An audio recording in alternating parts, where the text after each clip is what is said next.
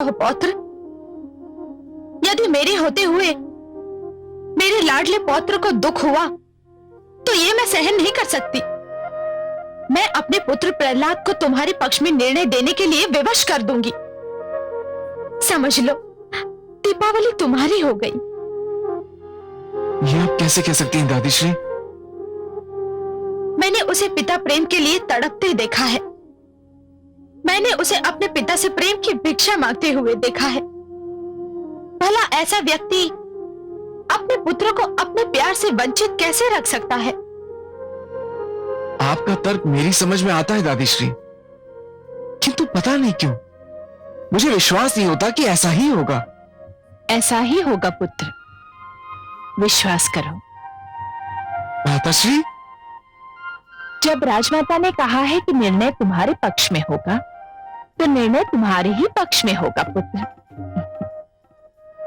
मैंने जब सारी कहानी सुनी थी तो मुझे बहुत चिंता हो गई थी, परंतु अब राजमाता की बात सुनकर मेरी वो चिंता दूर हो गई। महाराज राजमाता से बहुत प्रेम करते हैं, वे उनकी बात कदापि नहीं टाल सकते। मैंने महाराज के रोम रोम से प्रसन्नता झलकते हुए देखी थी जब तुम युवराज बने थे पुत्र। और जब राजमाता ने तुम्हारा पक्ष ले लिया है तो महाराज को तुम्हारा पक्ष लेना ही होगा पुत्र। आपकी ये बात सुनकर माताश्री मैं संतुष्ट हो गया और दादीश्री से बात करके मेरे मन का बोझ हल्का हो गया। प्रणाम दादीश्री। आयुष्मान भव पौत्र। प्रणाम माताश्री। सुखी रहो मेरे लाल।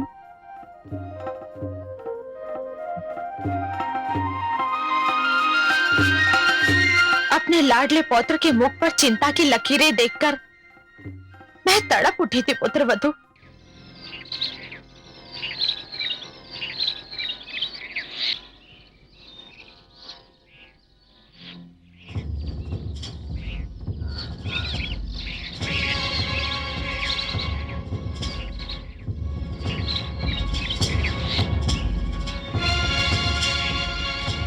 पिताश्री, ये भी लीजिए ना।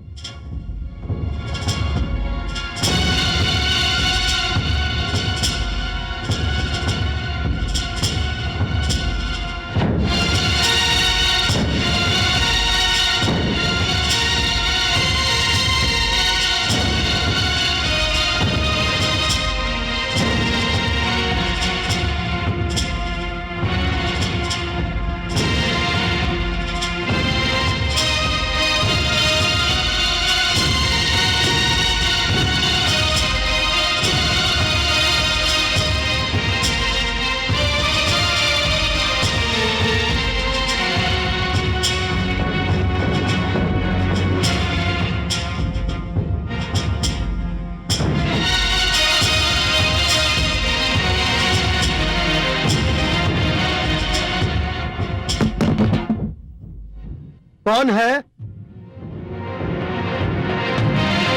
पिताश्री, मैं देखती हूँ।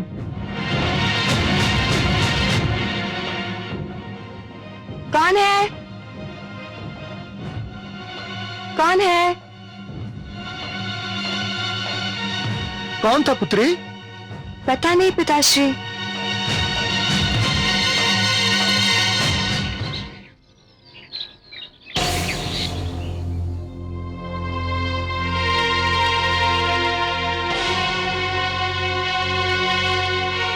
सुना है मेरे पिताश्री तुमसे मिलने आए थे। तुमने सत्य सुना है मित्र, तुम्हारे पिताश्री मुझसे मिलने आए थे। क्यों? मुझसे यह पूछने के लिए कि दीपावली को तुम्हारे अथवा मेरे लिए चुनने के लिए उन्हें अपना न्यायाधीश बनना मुझे स्वीकार है या नहीं। तो तुमने क्या कहा? मैंने उनसे कहा कि मुझे उनका न्यायाधीश बनना स्वीकार है। मुझे तुमसे सहानुभूति हो रही है ऋषि पुत्र। क्यों? क्योंकि ऐसा करके मानो तुमने आत्महत्या कर ली हो। अर्थात तुम नहीं जानते मेरे पिताश्री अपने मन में मेरे प्रति कितना स्नेह रखते हैं। वो मेरे विरुद्ध कदापि निर्णय नहीं देंगे।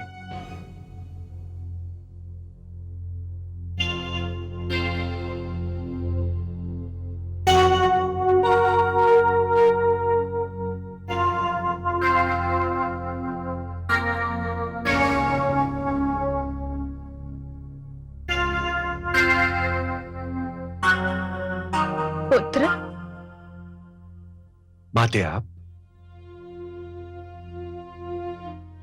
प्रणाम माते। आयुष्मान भव पुत्र। आपने क्यों कष्ट किया माते? कोई कार्य था तो मुझे बुलवा लिया होता।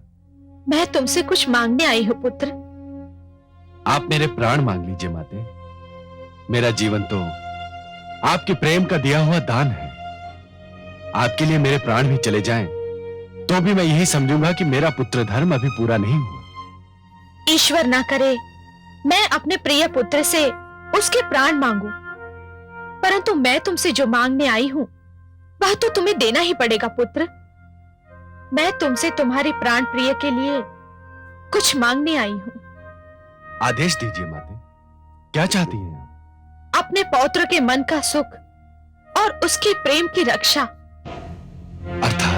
अर्थात यही कि मेरा पौत्र विरोचन ऋषि वत्स की पुत्री दीपावली के प्रेम में उतावला हो रहा है। यदि उसे दीपावली ना मिली तो उसका सुख छीन जाएगा। और सुधनवा, वो भी तो किसी का पुत्र है ना माते?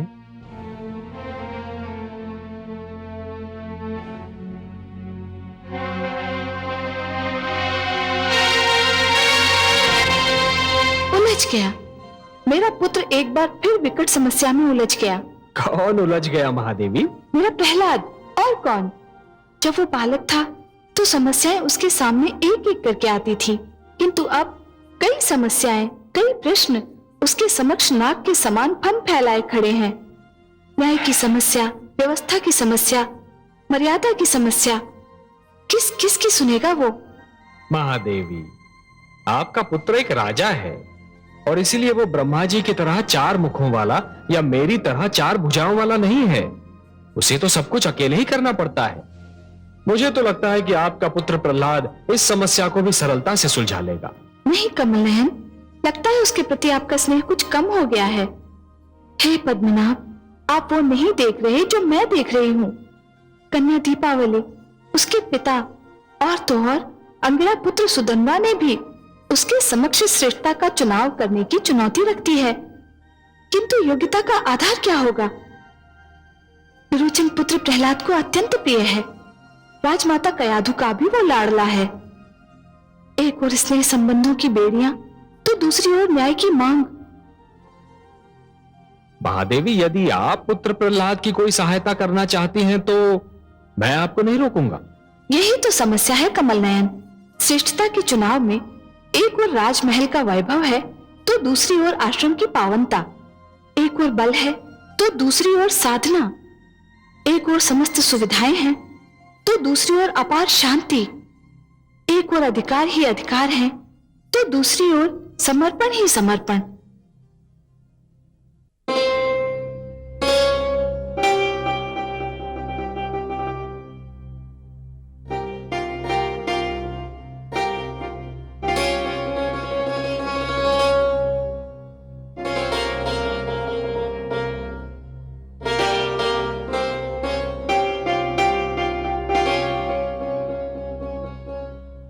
आप अभी तक सोई नहीं महारानी? मैं आपकी प्रतीक्षा कर रही थी स्वामी। आपकी आंखों से मुझे कोई प्रश्न झांकता दिखाई दे रहा है। हाँ स्वामी, आप चाहें तो इसे प्रश्न भी कह सकते हैं, परंतु मेरे लिए एक प्रश्न से अधिक प्रार्थना है। आज सभी संकेतों की भाषा में बात कर रहे हैं।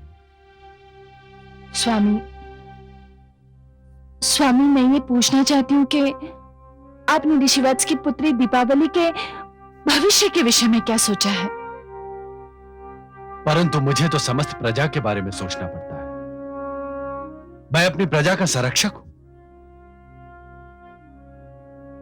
स्वामी, दीप पहले अपने घर में जलाया जाता है, फिर किसी और के।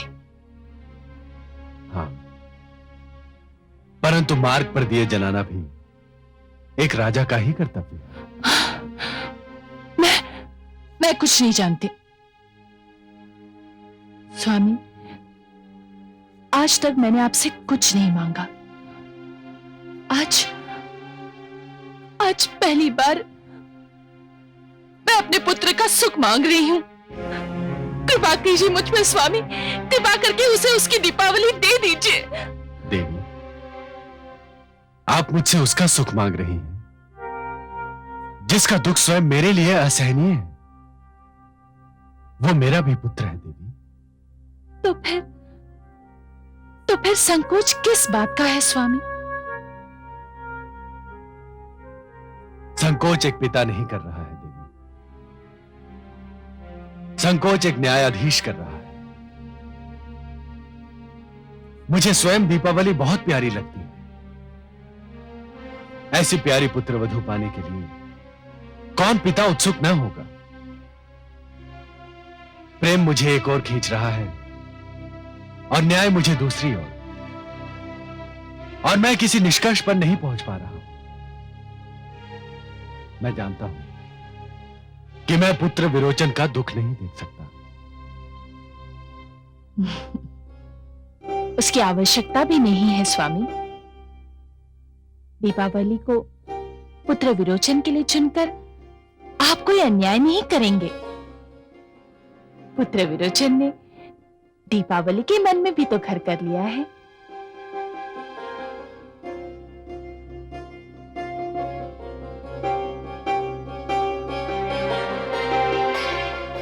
मुझे सोचने दीजिए देवी,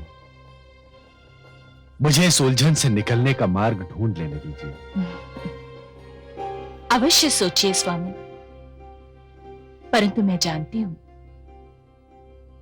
अपने पिता के प्रेम को तरसा हुआ व्यक्ति अपने पुत्र को कभी नहीं तरसा सकता।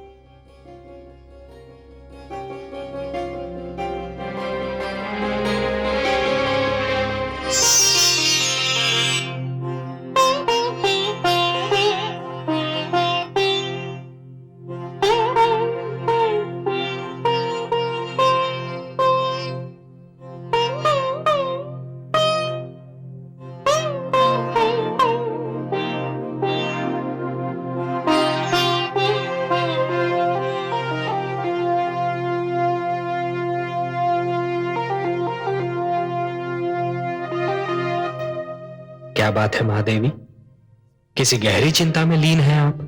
हाँ कमल नयन, मैं सोच रही थी कि न्यायाधीश का कार्य उस समय कितना कठिन हो जाता है जब उसके ही परिवार का कोई सदस्य आरोपी के रूप में उसके सामने हो। आपकी चिंता स्वाभाविक है, परंतु यही तो वो घड़ी भी होती है महादेवी जब ये पता चलता है कि न्यायाधीश की न्याय और न्याय प्रणाली पर कितनी आस्था और अटूट विश्वास है। वो न्याय को जीवन और सभ्यता का एक अटूट अंग मानता है या फिर आए दिन होने वाली साधारण घटना।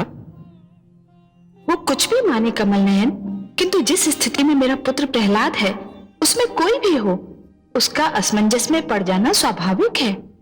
इसीलिए मैं सोचता हूं कि किसी व्यक्ति के न्यायाधीश बनने के लिए उसके दो रूप होने चाहिए। दो रूप? ये क्या कह रहे हैं आप कमल नयन? दो रूप रखना तो किसी भी व्यक्ति का अवगुण है। वो व्यक्ति ही क्या जो भीतर से कुछ हो और बाहर से कुछ और दिखाई दे। आपकी बात सर्वथा सत्य है महादेवी, सर्वथा सत्य है, परंतु जीवन की कुछ स्थितियों में इस अवगुण को अपनाना भी अनिवार्य होता है और एक न्यायाधीश के लिए तो अत्यंत अनिवार्य। आप तो पहेलियां बुझाने लगे कमल नयन। कोई पहेली नहीं है महादेवी। न्यायाधीश के न्याय के आसन पर बैठने से पहले और न्यायासन पर बैठने के उपरांत दो रूप होने आवश्यक है। न्याय के आसन पर बैठने के पहले वो व्यक्ति किसी का पिता हो सकता है, किसी का पुत्र हो सकता है, किसी का पति हो सकता है या फिर किसी का भ्राता। परंतु जैसे ही वो न्यायाधीश के आसन पर विराजमान हो जाता है उसके सारे नाते टूट जाने चाहिए, उसे केवल न्यायाधीश रहना चाहिए। और यदि ऐसा ना हुआ महादेवी तो कभी धन के लोभ से या कभी नातों की महत्ता से उसके पांव डगमगाने लगेंगे। न्याय प्रणाली पर भ्रष्टाचार का अधिकार हो जाएगा। धन और नातेदारी तो मायाजाल है महादेवी, भ्रष्टाचार के मुख्य आधार हैं। इस स्थिति में मुझे अपने पुत्र से एक विचित्र प्रकार की सहानुभूति हो रही है। न जाने आगे क्या होने वाला है।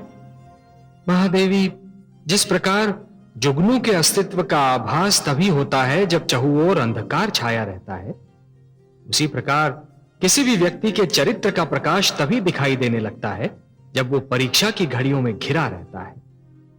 अब देखना यह है कि वो इस परीक्षा के लिए कितना तैयार है।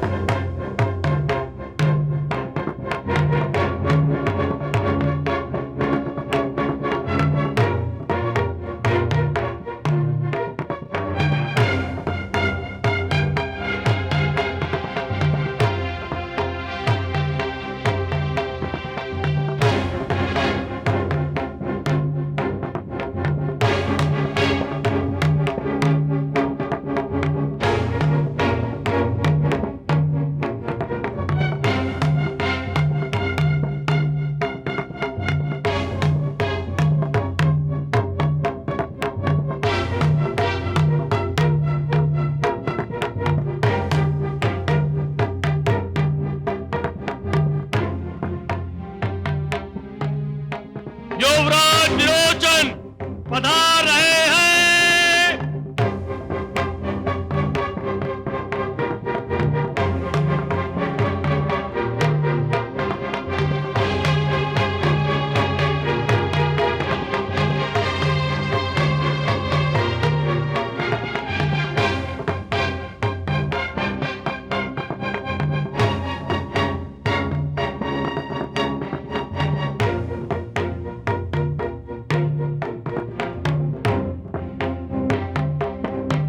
नहीं विरोचन,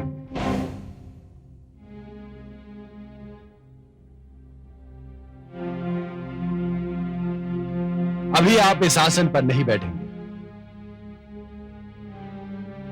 जब तक ऋषि वत्स की पुत्री दीपावली के विषय में कोई निर्णय नहीं हो जाता, तब तक आप केवल एक पक्ष की श्रेणी रखते हैं, युवराज की नहीं। मुझे आपत्ति है महाराज।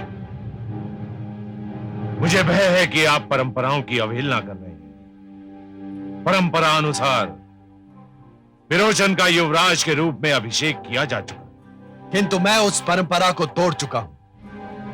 आपकी उपस्थिति में मैं ये कह चुका हूं कि निर्णय हो जाने तक युवराज के समस्त अधिकारों को स्थगित किया जाता है, क्योंकि वो इस अभियोग का एक पक्ष है और यही न्याय की मांग भी है।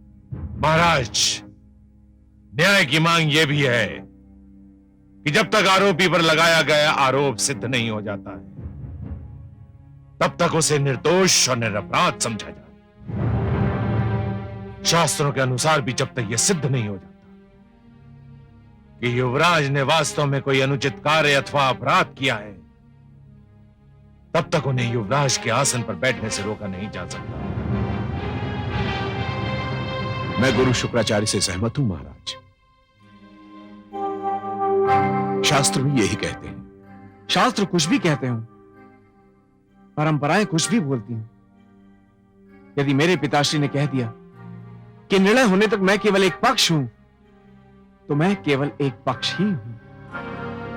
यदि मेरे पिताश्री कहते हैं कि मैं इस आसन पर नहीं बैठ सकता हूं, तो मैं इस आसन पर नहीं बैठूंगा, क्योंकि ये केवल मेरे पिताश्री ही नहीं, मेरे सम्राट भी हैं।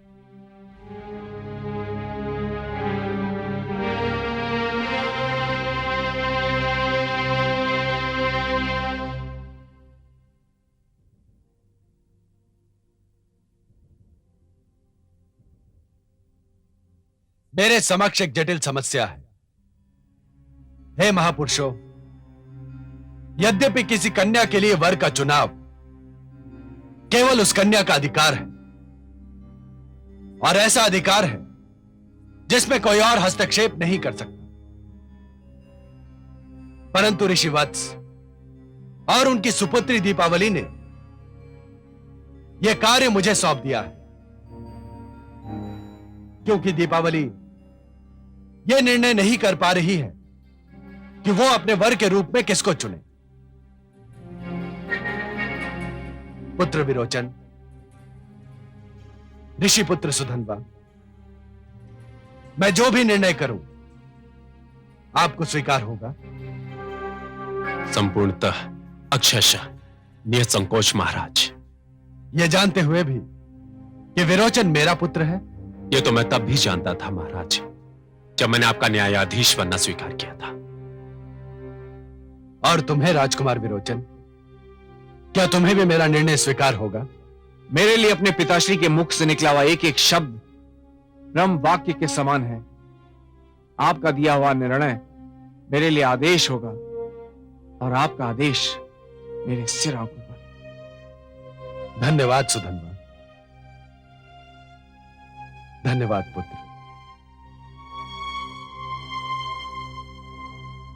हे उपस्थित सभासदों, प्रश्न यह है कि किसी व्यक्ति को श्रेष्ठ मानने के लिए श्रेष्ठता की कसौटी क्या है? विशेषतः ऐसे में जब एक पक्ष राजकुमार हो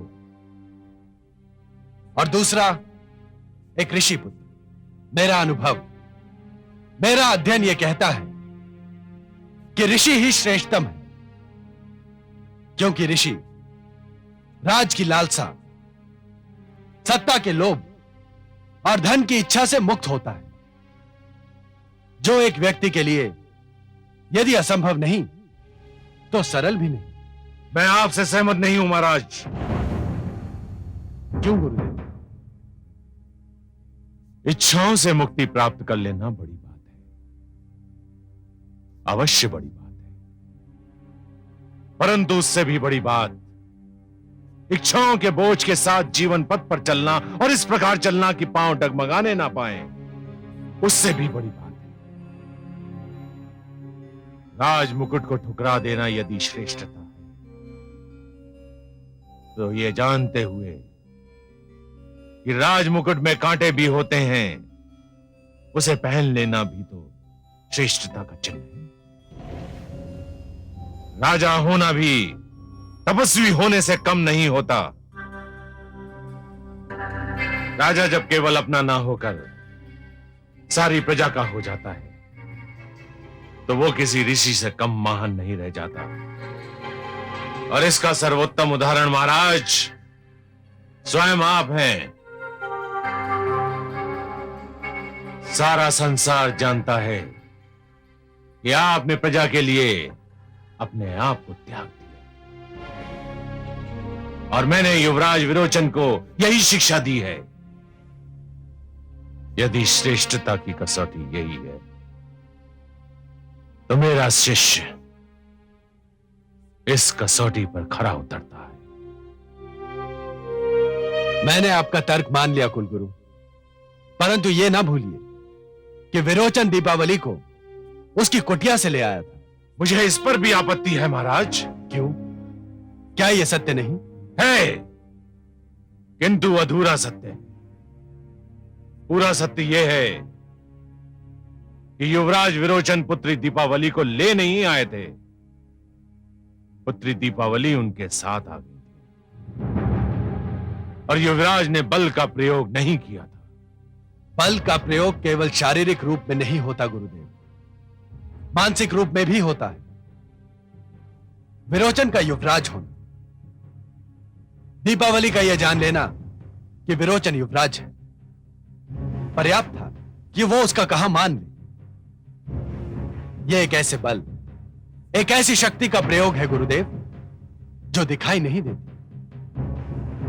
यही कारण था कि जब विरोचन ने दीपावली को अपने साथ चलने के लिए कहा तो वो सिर झुकाकर चल पड़ी। यदि ऐसी प्रवृत्ति को प्रोत्साहन दिया गया तो आने वाले युगों में राज परिवार के सदस्य इसे उदाहरण बना लेंगे और ऐसी घटनाओं का दुष्चक्र चल पड़ेगा जिसके कारण बहू और बेटियां स्वयं को असुरक्षित समझने लगेंगी। विरोचन ने यह कार्य करके अपनी महत्ता को घटा दिया है। ठहरिए महाराज। युवराज विरोचन ने पुत्री दीपावली से साथ चलने को कहा और वो उनके साथ आ गई। इसका क्या प्रमाण है? यदि ऋषि पुत्र सुधन्वा भी उनसे साथ चलने को कहते तो वो उनके साथ ना जाती, परंतु सुधन्वा ने ऐसा कुछ भी नहीं कहा, इसलिए युवराज की महत्ता घटने का प्रश्न ही नहीं उठता। चलिए कुलगुरु, मैंने आपका यह तर्क भी मान लिया। फिर भी एक ऐसी बात दिखाई देती है जो विरोचन को साधारण और सुधन्वा को श्रेष्ठ सिद्ध करती है।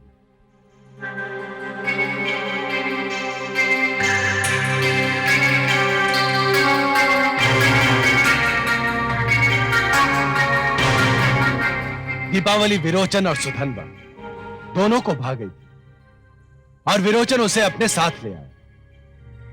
कोई साधारण व्यक्ति भी ऐसा ही करता कि जो उसके मन को भा जाए उसे अपने साथ ले जाए। मुझे फिर भी आपत्ति है महाराज। दीपावली स्वेच्छा से युवराज के संग आई। तब तो सुधन्वा के श्रेष्ठ होने का एक और प्रमाण मिल गया। आप क्या कहना चाहते हैं? आपके कहने के अनुसार यदि दीपावली स्वेच्छा से विरोचन के साथ चली आई थी तो कोई साधारण व्यक्ति होता तो उसके चरित्र पर संदेह भी कर सकता था। किसी कन्या के चरित्र पर संदेह कर, उस पर लांछन लगा दे, उस पर किसी प्रकार का आरोप लगा दे, उसका भविष्य और जीवन नष्ट करने के लिए पर्याप्त है। साधारण व्यक्ति ऐसा कर सकता था, परंतु जब मैं सुधन्वा से मिला तो इस घटना के कारण मैंने उसके माथे पर एक बल भी नहीं देखा।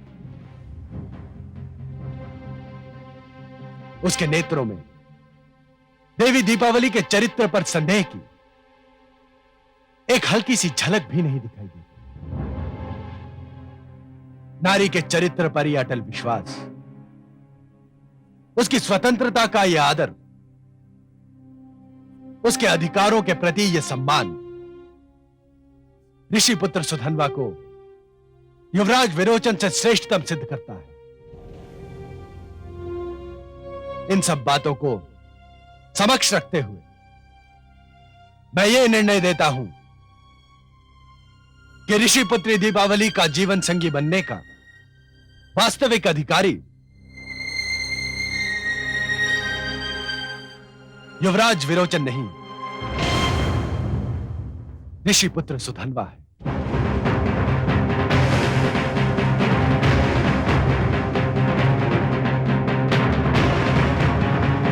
बधाई हो मित्र, बधाई हो।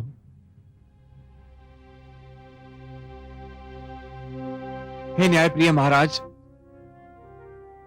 अब मुझे विश्वास हो गया कि मैंने अपने युवराज होने के अधिकारों का अनुचित लाभ उठाया। इसीलिए मैं अपनी इच्छा से युवराज पद त्यागने की घोषणा करता हूं।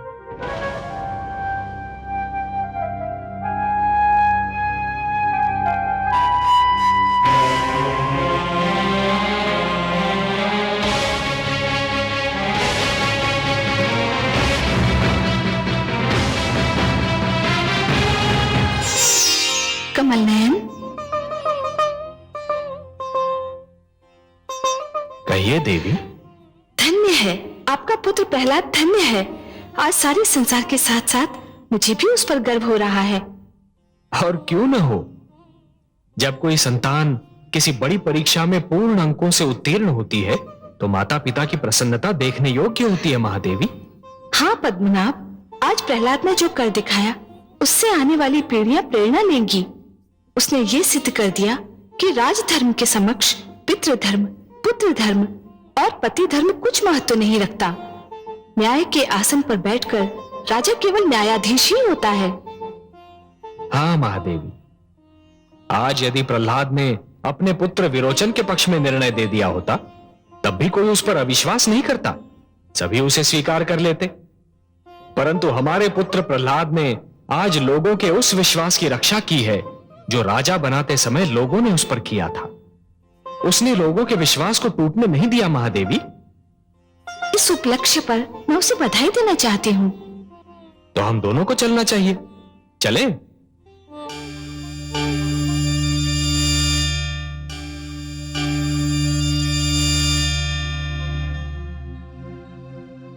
पुत्र, प्रभु,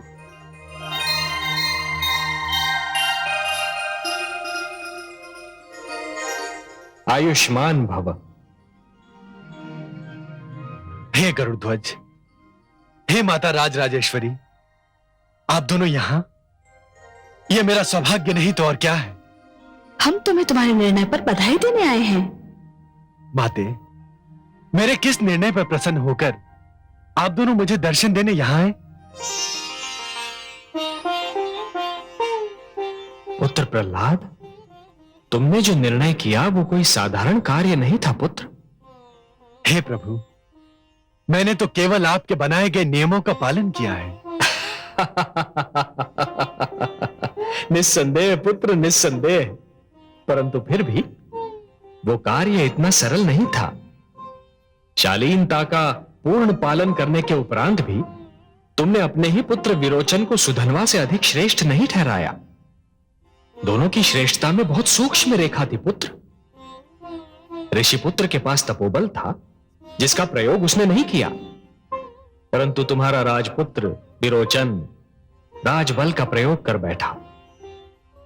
हे प्रहलाद, यह निर्णय करने में तुम्हें अपनी ही माता कयाधु की सारी स्नेह सरिता को भूलना पड़ा होगा। महारानी धृति की सारी याचनाओं को ठुकराना पड़ा होगा। अपने ही पिता होने की भावना को कुचलना पड़ा होगा। हे पद्मनाभ, यही तो राजा का धर्म है। अवश्य पुत्र, अवश्य। अब तक तुम केवल एक भक्त थे, अब धर्मात्मा भी बन गए। यह सारा संसार तुम्हें एक महामानव के रूप में स्मरण करेगा। मांगो पुत्र, मांगो, तुम्हारी जो इच्छा हो मांगो। बस अब और क्या इच्छा होगी। नदी अपनी यात्रा समाप्त कर सागर तक आ पहुंची है और आप उसे वापस मोड़ना चाहते हैं। हां प्रभु, अब तो केवल ज्ञान चाहिए, वैराग्य चाहिए। मैं अपने इन समस्त उत्तरदायित्वों से मुक्त होना चाहता हूं प्रभु। अब तो केवल आपके रूप का, आपके नाम का स्मरण करना चाहता हूं। तथास्तु। परंतु पुत्र, एक निर्णय जो तुमने किया है, मैं चाहता हूं कि तुम उस निर्णय को वापस ले लो। विरोचन को अपने अधिकारों से वंचित मत करो पुत्र। उसका राज्याभिषेक कर दो। अपनी प्रजा के प्रति तुम्हारा यह अंतिम उत्तरदायित्व है। उसका निर्वाह करो और तत्पश्चात संन्यास ग्रहण करो। जैसी आपकी आज्ञा प्रभु। अपने भक्त का प्रणाम स्वीकार करें। माता, अपने पुत्र का प्रणाम स्वीकार करें। आयुष्मान भव।